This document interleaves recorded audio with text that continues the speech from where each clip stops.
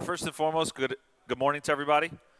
I really appreciate all of you being here, and I wanted to discuss our first topic of the day.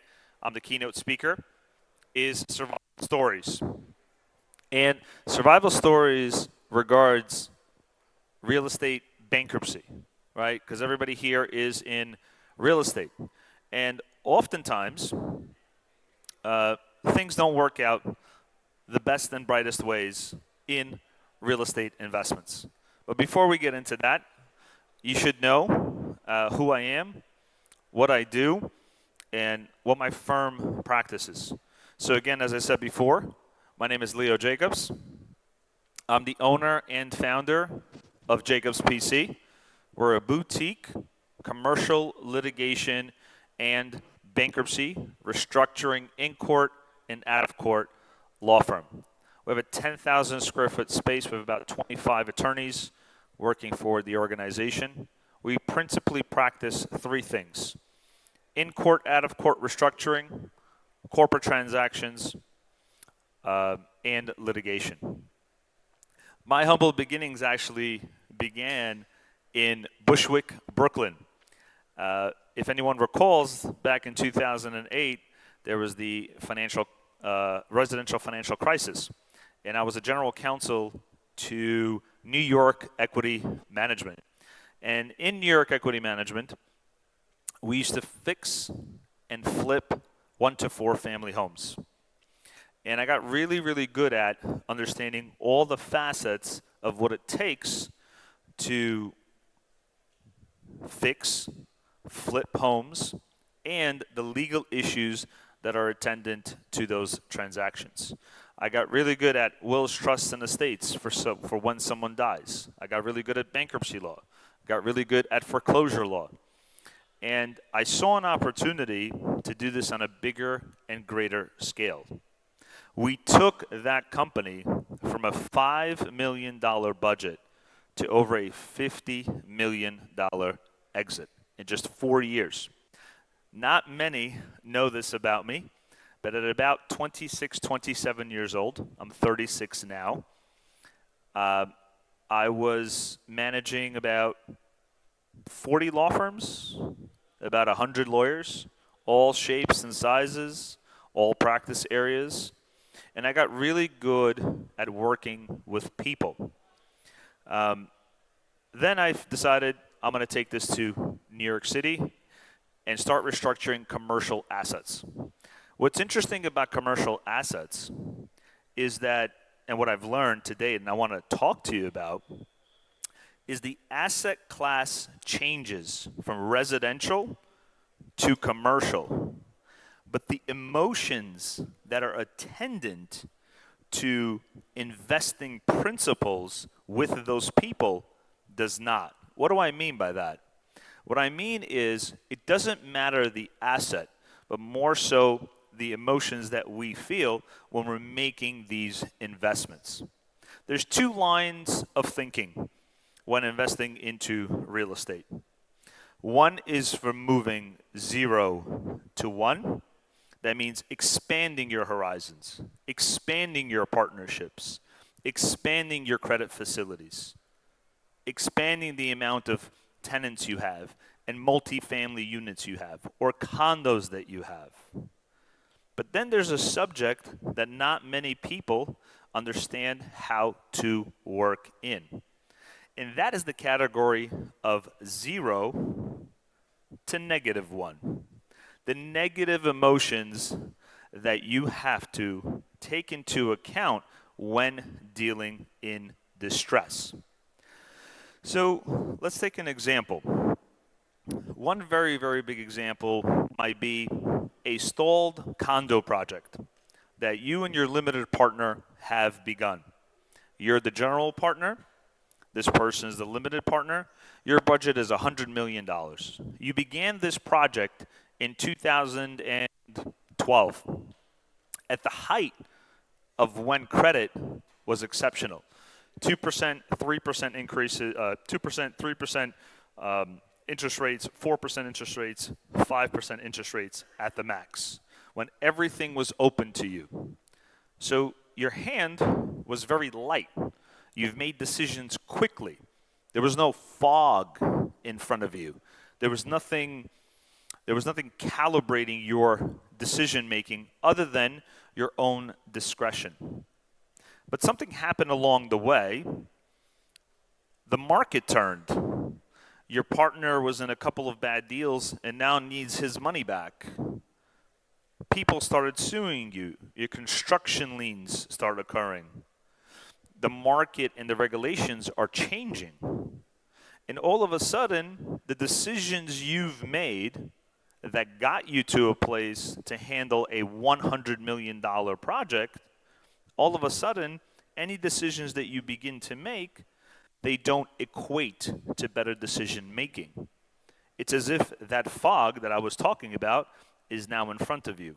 You don't have what to see in order to take action to press your project forward. So what's valuable in this context? What's valuable? Well, if you have very difficult ability to make decisions, who do you go to?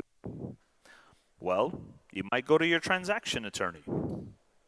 You might go to your consultant or your accountant. And for some reason, they don't have the temperament to make those decisions for you because they've been making decisions from 0 to 1. They don't know how to deal when there's a break. And that break is what we're here to discuss. How do we make decisions in times of distress? What does survival look like? What does survival mean? Surviving is obtaining the credit of those that are willing to give you that credit. There would be your, hey Greg, those are the people that are not around. So one of the most important things in survival is how to make decisions with a different team. That team is a distressed consulting team. It is a financial advisor. It is a debt restructuring attorney. It is a debt restructuring broker. It is a debt restructuring accountant. It is a debt restructuring team.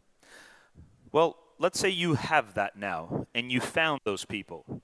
You're still dealing with the negative emotions of your project. You don't obtain clarity or you don't have clarity in your decision-making process. For example, you're speaking with your broker and the $100 million condo project today is worth $35 million. And to make matters worse, the value of that project to another individual in a buyer's market is worth even less. Your appraisal is not coming back the same way. Your partner wants their money out. How do you traverse that terrain? Well, there is a magic word or sentence, if you will. It's no longer in a 0 to 1 market how much you can afford to buy something for. It's how much you can afford to borrow and keep going. What do I mean by that? What I mean by that is if a project is worth $35 million and you have personally guaranteed those obligations and you're going to be set on a negative $75 million personal guarantee, you can't afford to buy. You have to borrow. What do you borrow from? You borrow from your future self. And you say, okay, I legitimately have a problem. I'm going to be liable for $75 million. It seems as though I need to get someone like a Leo Jacobs to start negotiating with the bank, and someone maybe like Greg Corbin, who's a distressed real estate broker, to understand what the value is, right? And David Goldwasser as well. But you need to surround yourself, and you'll hear about those stories today as well, from Greg Corbin, from David Goldwasser, about what's happening in those situations. Many of you, or some of you that don't know, our restructuring team has advised executed, and restructured on over $5 billion of debt and equity. So we have a little bit of experience about what's happening in the market. We've dealt with all asset classes. We've dealt with condos, multifamily, rentals. Actually, I'll bring up an example of how we moved a distressed asset and its personal guarantee away from an aggressor. Everybody knows probably Madison Realty Capital, Rialto. There's a lot of problems with them. When you try to discuss matters with them, they don't want to talk to you unless you have what's called leverage. Leverage is created in three ways: obtaining more time for the market to get better, obtaining a person or an individual or organization to purchase your note and let you off the personal guarantee, or becoming a resource to the actual operator, effectively the lender, in times of distress. I want to make sure we're good on time. So how do we do that? How do we approach a lender? We don't approach a lender by putting a black bag over them, putting them in our car and beating them up until they listen to us. No, we start a dialogue. The effective way to begin a dialogue with your lender is to begin at the asset level, not at what you believe as the borrower is the value of the property, but what the lender believes the value is of the property. It's about serving or continuing to serve the lender in a way that allows them to understand what they have given money or lent money on. When they begin to understand the asset, then they can begin to understand the borrower. And the borrower could be someone that is a mirror to them in these times of distress. Now, you might say, Leo, that's great. I can apply those concepts and I can apply those principles to speaking with my lender. But what if I have a portfolio of assets that are not doing well? What if the funds that I've placed into a project, my equity, not my debt, okay? Say, for example, again, I'll use a Madison or Rialto. Rialto's willing to let you off the personal guarantee. But how do you get your equity back? The equity that you've placed into that property. Well, you have to look at it from a macro point of view. Macro point of view is to not only look at the asset level of the project, but to understand that in these times, it's important to maybe let go of that project. There was a client, which is a good example, who had a loan with Starwood. And they owed Starwood north of, I think, about $20 million on a personal guarantee. If you read the headlines in the Real Deal, Starwood is going after a lot of these guarantors. But now with our client, what we did early enough is we instituted a communication campaign with Starwood. And we told Starwood that our client is not worth anything. But that's only half the story. The other half of the story is our team's efforts in working with the client to work with the client's ego. So we spoke about value as to the asset level. Now let's talk about ego. I always have the phrase, appraise your greed. What does that mean? On a macro level, if the assets that you are holding are not worth anything, why hold on to them for the prospect of them being worth more valuable tomorrow? So with this client that we had, that had a Starwood loan, the other half of the story is how we introduced the concept of letting go. Letting go in a distressed market is the surefire way to make sure that your value today and your value tomorrow are able to be attained. Because holding on to assets that could prospectively be worth something more tomorrow, when you can let go of some of those assets and feel lighter, is the way to go. And that's what we were able to accomplish with one of our clients. We spoke to that client. We advised that client on a macro level to say, look at your portfolio. Some assets are worth keeping. Some assets are not worth keeping. And ultimately, the client is the one that made the decision.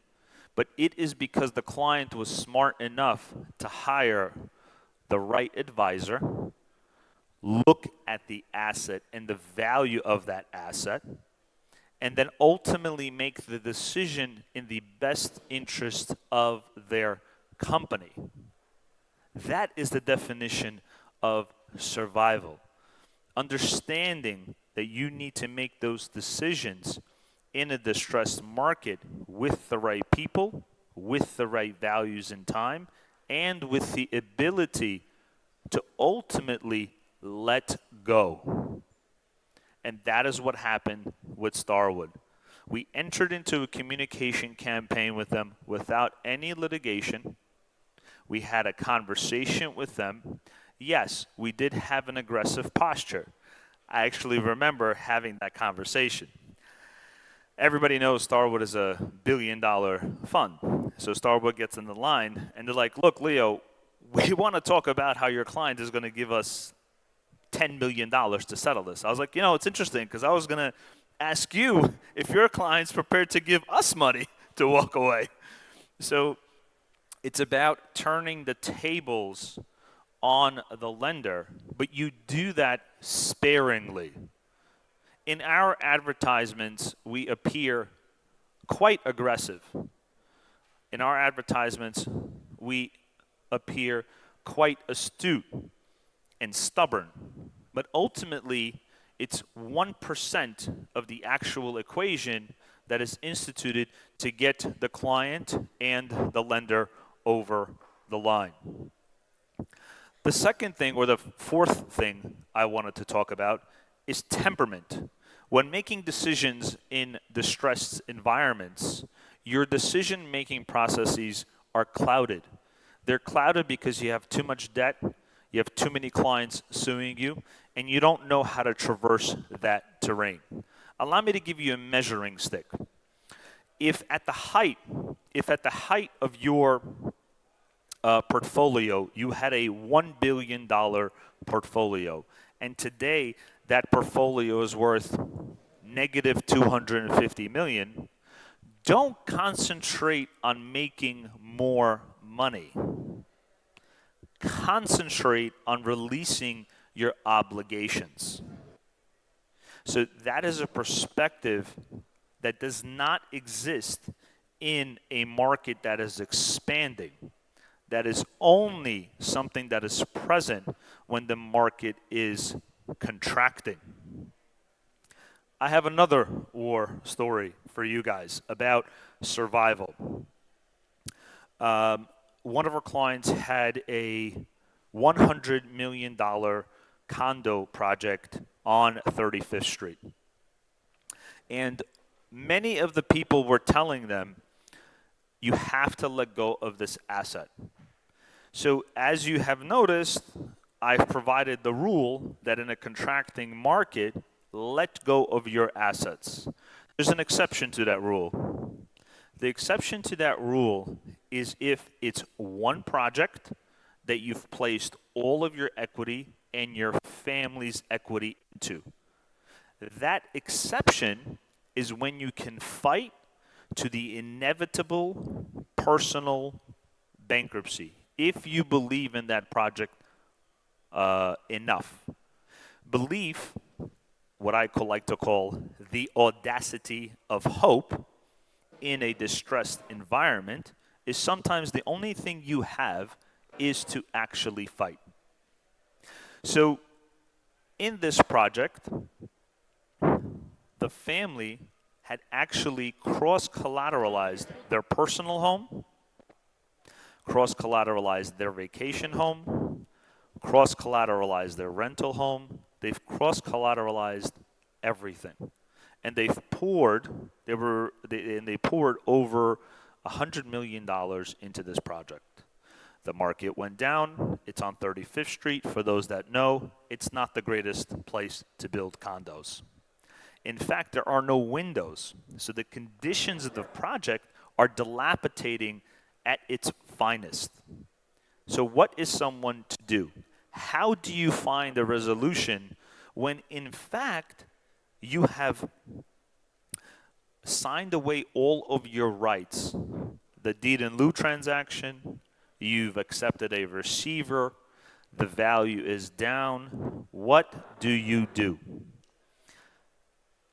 We fought, because sometimes the only thing you have is time.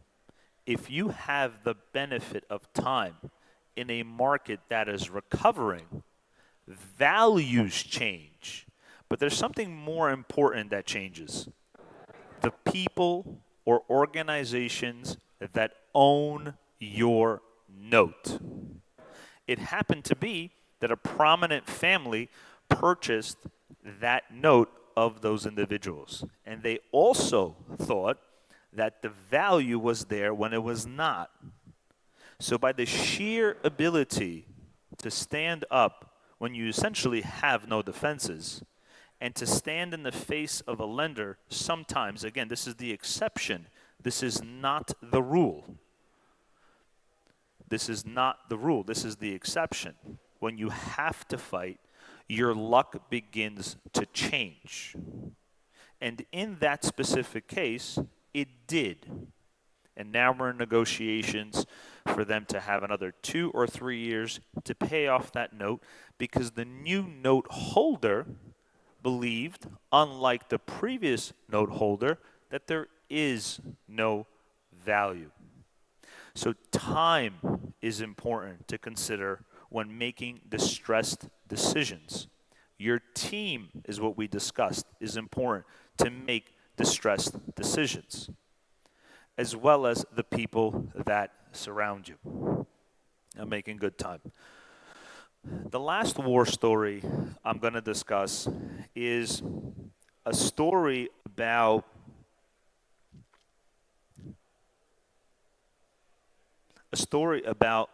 modifying and using bankruptcy as a tool. There was a client who had 10 Texas properties that went into bankruptcy. And to give you some rules of bankruptcy, in bankruptcy, if you file a Chapter 11, you don't have a lot of time to create a successful reorganization campaign. You have roughly about 90 days. And the legislature, when they created this law, they said the following: there's likely going to be a senior secured debt holder. We're not going to allow a single asset real estate case to be in bankruptcy and hold up the process for a year or 2 years. So the time to enter into a Chapter 11 reorganization when all else has failed, you only have 90 days. And to extend your 90 days for exclusivity to create a plan of reorganization, can only be made by extension to the court or an extension in agreement with your lender. How do you create the environment in a bankruptcy context in order for your lender to extend your time to plan a reorganization? Well, one of the ways you can do that is by hiring a broker to talk about the value, by hiring a financial advisor, by discussing your numbers, by hiring a bankruptcy attorney to take you through the process. And you might believe that hiring the right people might get you to do something otherwise quicker, but that's not how often it occurs. Sometimes you have a lender that does not listen to the value, that does not value the relationships of the bankruptcy counsel or the relationships of the financial advisor. So you're left to continue to create leverage. And that's the last thing I want to talk about. Leverage. Leverage is a concept that should also be used sparingly and not constantly and not in someone's face. What do I mean by that? Say, for example, your client and you find a kink in the armor, and that kink is a failure of standing, or they failed to serve you, and all of a sudden, you feel engorged. You have an actual defense to your lender. That is not something you lead with. It is something you save, and it's something that you put into a discussion as, say, 5 or 10% of that discussion. Just because you have a winning argument doesn't mean you have a winning case. And that's something that we want always to instill in our borrowers. Our borrowers are taking the advantage to new heights.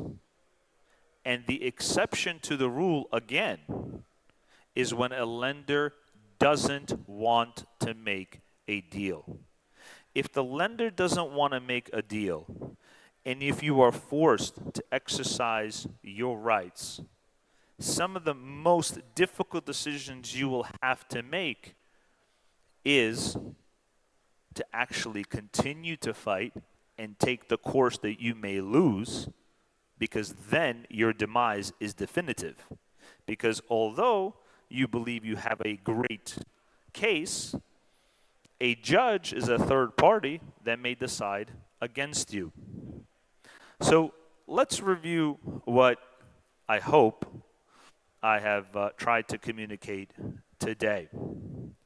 When moving from 0, which is homeostasis, to 1, that temperament and those decision-making processes which do not have what we like to call fog are different than when you're going from -1 to 0, because that is when you are inside of fog. And when you are inside of that fog, essentially blinded and making irrational, emotionally negative decisions, you must institute the benefit of time, the benefit of a distressed restructuring team, the benefit of understanding what the value of the asset is at the asset level, and the benefit of borrowing from your future self to say, if I hold on to this asset in my portfolio of assets, will this asset give me the return that I am looking for? Because ultimately, borrowing puts you even greater in debt. So those are the concepts, the principles that one must use to be able to traverse that terrain.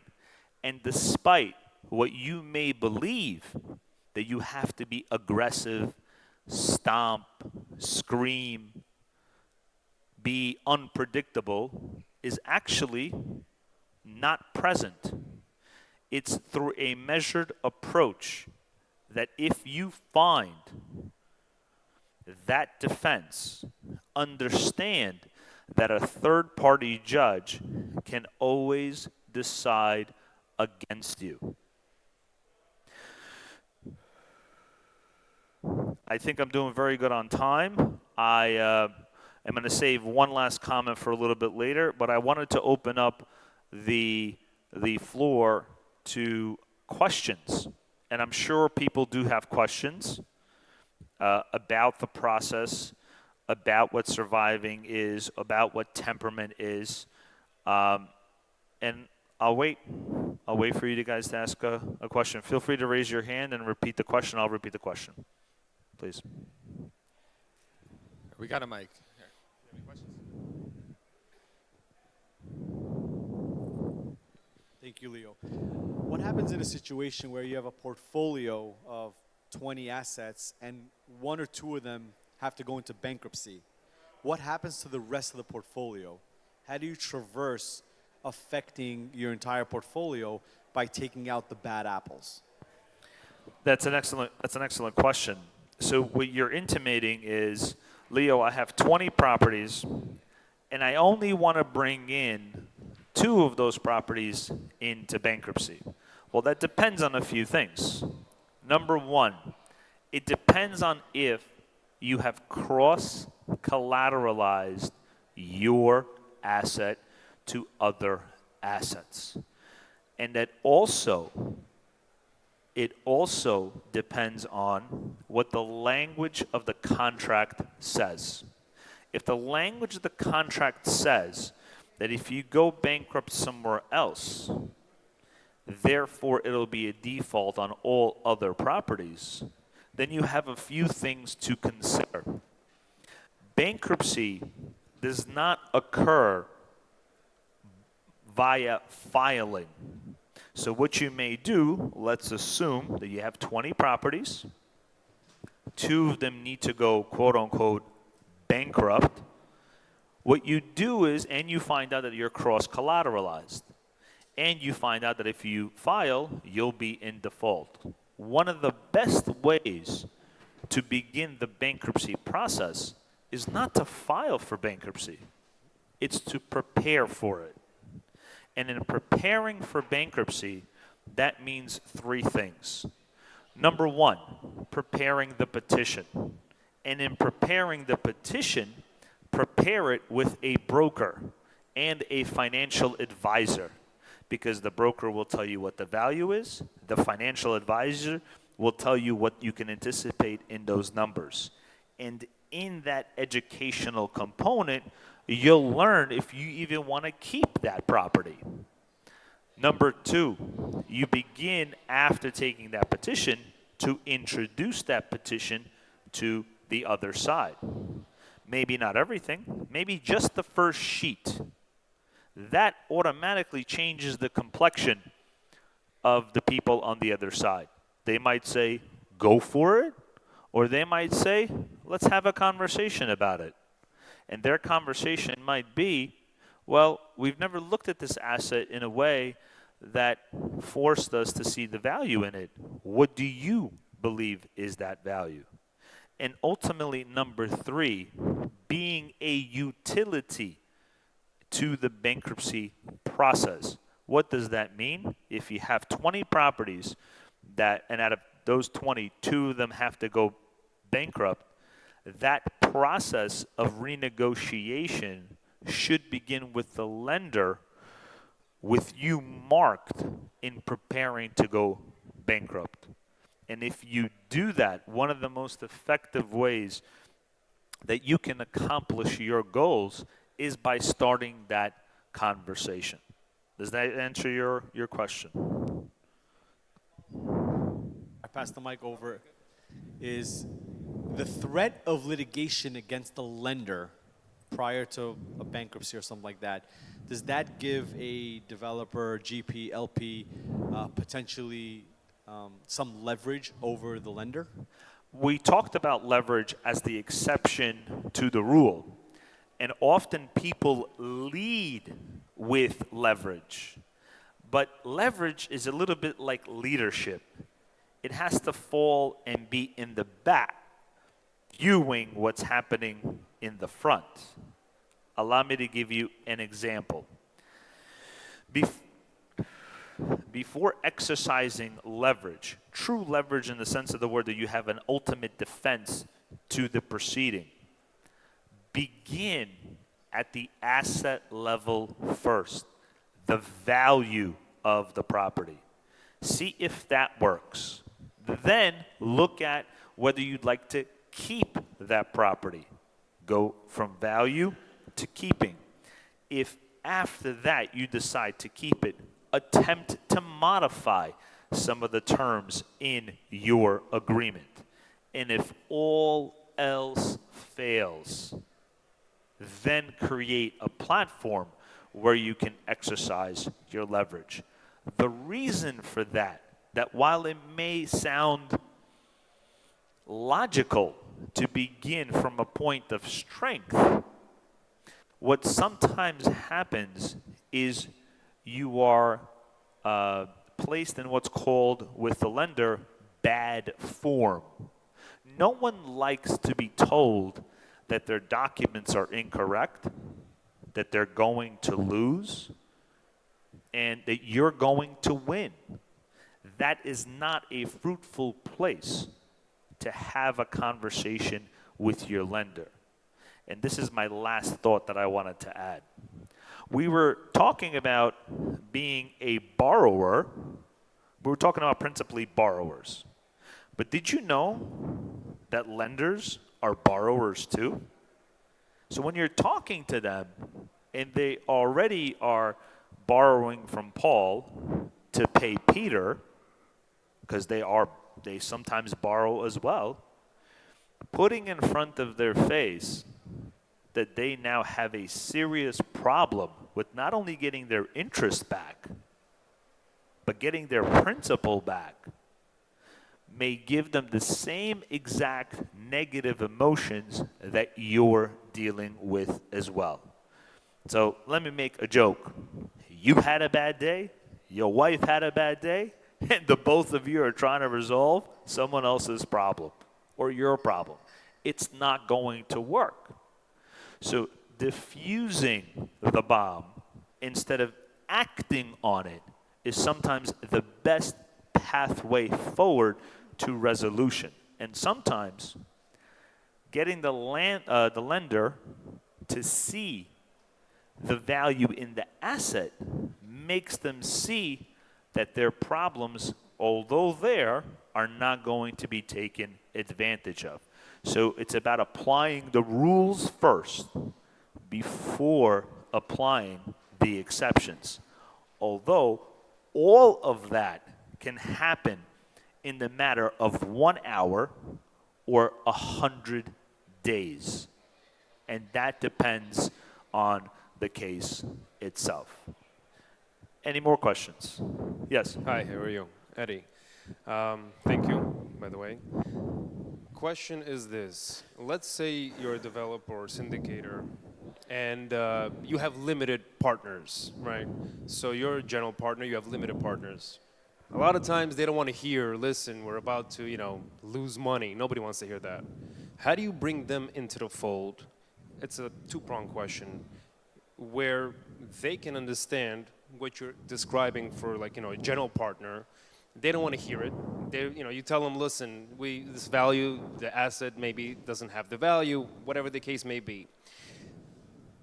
You talk about bankruptcy with them, they automatically, in their head, oh, we're losing money, this, that, and the other. And then if you're in the future want to make deals or develop or do anything of scale, now these people, the limited partners will have a bad taste in their mouth, go out to the community elsewhere and start talking, listen, this, that, and the other, not understanding the complexities because most of the time they're not in the business. How do you have that conversation with them? Okay. And at the same time saving face or your name? May I answer that question? Please.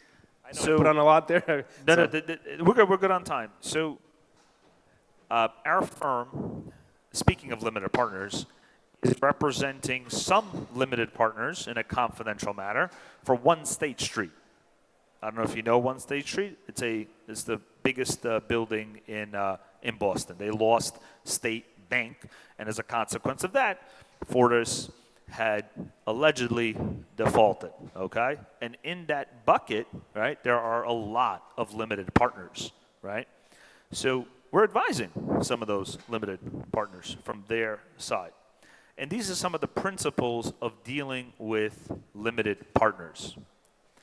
Transparency from the very beginning with limited partners is some of the most important things you can do.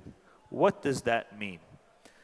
Frankly, providing them a pamphlet of all of the ways they can lose their investment.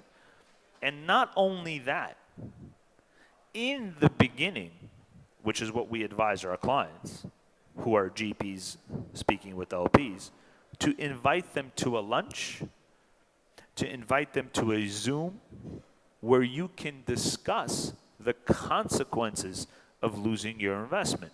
Now you're going to tell me, Leo, I'm about to take $5 million from someone. Why the hell would I want them to know all of the bad things that can occur? You're not telling them of all the bad things that are going to occur. You're going to tell them that all these bad things may occur, but these are the things that we're doing for it not to. So dealing with negative emotions or negative consequences, the best way to deal with that is to communicate ahead of time what you're doing to prevent it, so that there are going to be expectations now of what you're going to do. And if you do that and the investment is still lost, you now don't have a LP that is begrudged. You don't have an LP that is ultimately going to say, I didn't know. You never sent me anything. I was expecting this return. And despite what you may believe about treatment of LPs, that's what LPs most often want to know. They don't want the GP to carry everyone on their back. I'll give you another example. We have property on Fifth Avenue where we're also representing an LP. As a consequence of the relationship between the GP and the LP in a social context, drinking, hanging out, the substance of the deal disappeared. It was almost as if the amount of drinking or hanging out was a return on investment for something that was losing money. It got to a point where the general partner could not face or hang out socially anymore with the LP as a consequence of that relationship. So understanding that while friendship is good, understanding how to have tough conversations productively that resonate with LPs is the surefire way that when you do need them to care about you in the event of a loss, that they are there with you putting in money. We like to run our law firm as a client-facing law firm. Decisions come out, the next minute you have the decision. It's good, doesn't matter. It's bad, doesn't matter. You receive a memo. 3, 4, 5, 6, 7 months before a decision is provided, we give them the update. So ultimately, dealing with an LP is about effective communication and what you're doing to prevent those problems from occurring. Does that answer your question? Yes, it does. Thank you. Yes.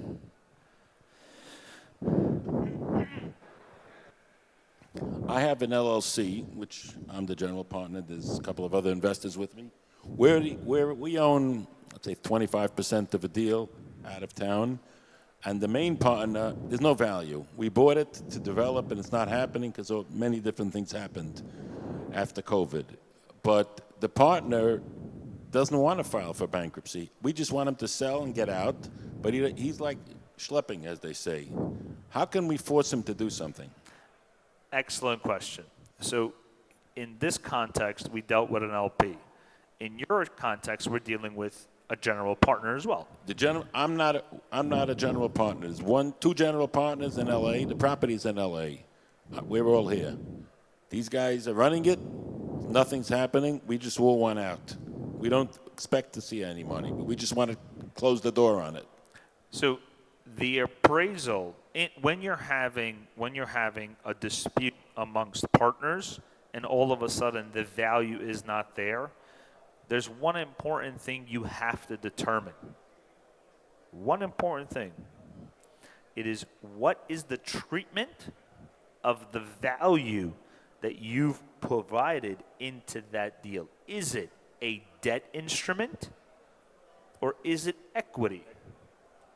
If it is equity, if it is equity and there is no malfeasance, mismanagement, fraud, or conspiracy to commit all those things, then you have to value your position. If the value of your equity is negative, you have two options. You either sit and wait or you cut bait. Because we already told them we're not coming up with any capital call. It's his all gig. It's his gig. And that is your right to be diluted. But remember, you asked me a specific question. You said, how do I deal with my position? Oftentimes when equity holders are prepared to make a lot of money, they are not prepared to sit in those distressed situations. We've had 3 or 4 clients that have sat in their positions for 4 or 5 years and ultimately received a 15x return on a $2 or $3 million investment. Well, in this case, the general partner from LA doesn't think we'll ever see our money back, including his own money. Last thing you need to understand, and then I have to get off, is your perception of value should be appraised based on the value of the asset, not on the value of the opinions of others. Understanding how to work with the finances, your financial advisor, the things that I've discussed today in our discourse. Understanding and getting the right team so that then you could be in a position to educate yourself, however difficult it is and how much ever money you need to put into it. Because if you're not willing to do that, then you're just as good as the other person on the other side guessing the value of the investment. Ultimately, it's very difficult to exit a project where the perception of the project is negative. But it takes a lot of resilience to stop and say, it's not his fault. Let me help him or her figure out that value. And when you sit down and you do it together, instead of pointing fingers, you hold arms, however difficult that may feel. You get one very, very probable thing that occurs. Companionship. Because if you're feeling like that, they're probably feeling like that. I want to thank everybody for coming in and listening. Thank you very much. And hopefully I've been, in some sort of sense, service to you. I appreciate everyone. My name is Leo Jacobs, founder of Jacobs PC. Thank you for listening. Thank you, Leo. Thank you, everybody, for staying. It was great.